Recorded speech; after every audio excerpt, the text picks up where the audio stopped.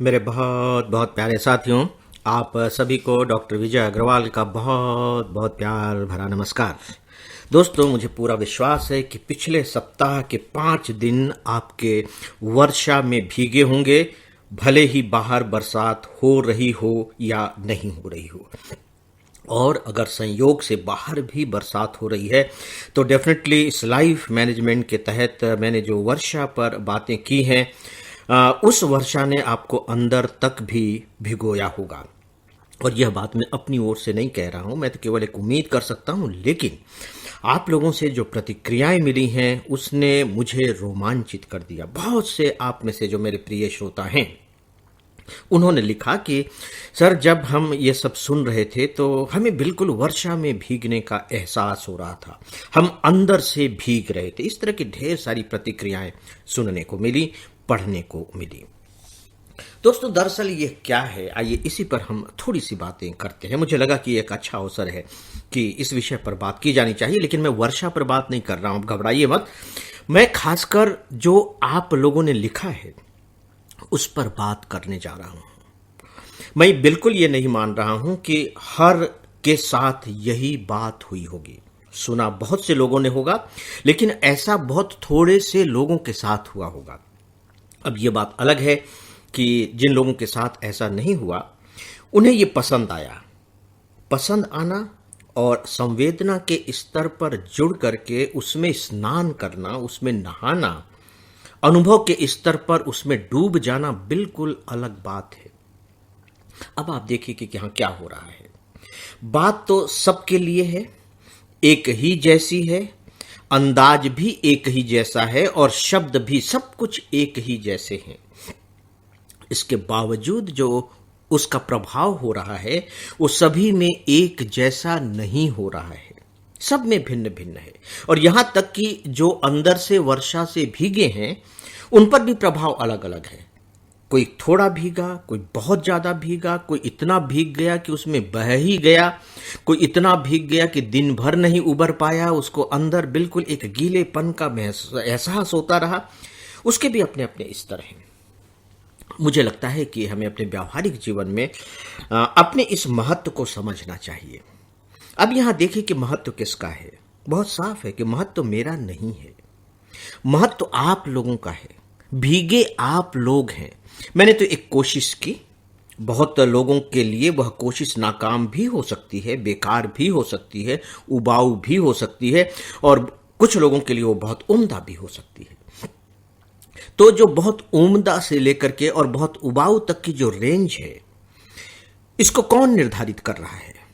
दोस्तों, इसको आप निर्धारित कर रहे हैं, मैं निर्धारित नहीं कर रहा हूं, या कोई भी दूसरा तीसरा व्यक्ति निर्धारित नहीं कर रहा है। तो सीधी सी बात है कि जब आप कोई भी चीज पढ़ते हैं, कोई भी बात सुनते हैं या कोई भी घटना देखते हैं, तो उनके प्रभाव सभी पर बिल्कुल अलग अलग होते हैं। और ये जो अलग अलग प्रभाव हैं, इनफैक्ट अगर मैं भारतीय दर्शन की शब्दावली में आपसे बात करूं और खासकर जैन दर्शन के संदर्भ में, तो ये हमारे संस्कारों के अनुकूल होते हैं। जैसे हमारे संस्कार होते हैं उसी तरह की अनुभूतियां हमारे साथ घटित होती हैं। या अगर मैं मनोविज्ञान की भाषा में बात करूं तो ये हमारे सबकॉन्शियस माइंड के अकॉर्डिंगली होता है। हमारे सबकॉन्शियस माइंड में जो तथ्य जिस रूप में मौजूद हैं, जब वो बाहर के संपर्क में आती हैं तो उसी तरह की प्रतिक्रियाएं देती हैं। जैसे एक चुंबक है। चुंबक की विशेषता क्या है? चुंबक आयरन को अपनी ओर आकर्षित करता है। याद रखिए, जो धातु है वो आयरन है जिसे वो अपनी ओर आकर्षित कर सकता है। एल्युमिनियम को आकर्षित नहीं करेगा, उसके लिए आयरन जरूरी है। तो सवाल यह है कि जब भी आप पढ़ रहे हैं, सुन रहे हैं, देख रहे हैं, तो वह एक चुंबक की तरह है। अब सवाल यह है कि आपके अंदर वो आयरन है या नहीं जिसे यह चुंबक खींच सके, या यूं कह लीजिए कि आप खुद खींचे हुए उसकी तरफ चले जाएं। तो यहां भी आप देखिए कि जिसका महत्व है वो किसका है? आपका है। हाँ, अब ये बात अलग है कि कौन सा चुंबक किस श्रेणी का है, कितना पावरफुल है, वो बात अलग है। डेफिनेटली आप सभी रचनाओं से एक जैसे प्रभावित नहीं होते, सारे म्यूजिक आपको एक जैसा रुलाते नहीं हैं। अभी 2 दिन पहले मिसेज और मैं एक गीत सुन रहे थे, नीरज जी का लिखा हुआ गीत था, आप लोगों ने सुना होगा, कारवां गुजर गया गुबार देखते रहे। ये गीत बहुत ही खूबसूरत गीत याद आ गया, तो हम लोगों ने डिसाइड किया कि चलिए आज इसे सुनते हैं। तो हम लोगों ने यूट्यूब पर इसे सुना और सुनने के बाद फिर मैंने देखा कि जो पहली प्रतिक्रिया, किसी ने पहले सुनी होगी तो उनकी जो पहली प्रतिक्रिया थी वो प्रतिक्रिया ये थी कि मैं जितनी बार भी इस गीत को सुनती हूं मैं फपक फपक कर रोने लगती हूं। ये उनके ऊपर उसका प्रभाव था, लेकिन हम फपक फपक कर नहीं रो रहे थे दोनों, हमें अच्छा लग रहा था, हम उसका आनंद ले रहे थे। लेकिन हमारे आंखों में आंसू तक नहीं थे, हमारी आंखें नहीं डबडबाई आई थी, थोड़े से रोमांचित जरूर हो गए थे। तो हमारी जो प्रतिक्रिया रही वो केवल यहां तक ही रही। जबकि वे लिख रही हैं कि मैं जितनी बार भी सुनती हूं फफक फफक कर रोती हूं। केवल रोती नहीं हूं, उनके शब्द हैं फफक फफक कर रोती हूं। तो दोस्तों, अगर आपको सच में इन वरदानों का आनंद लेना है तो याद रखिए, सबसे पहले हमें खुद पर काम करना पड़ता है।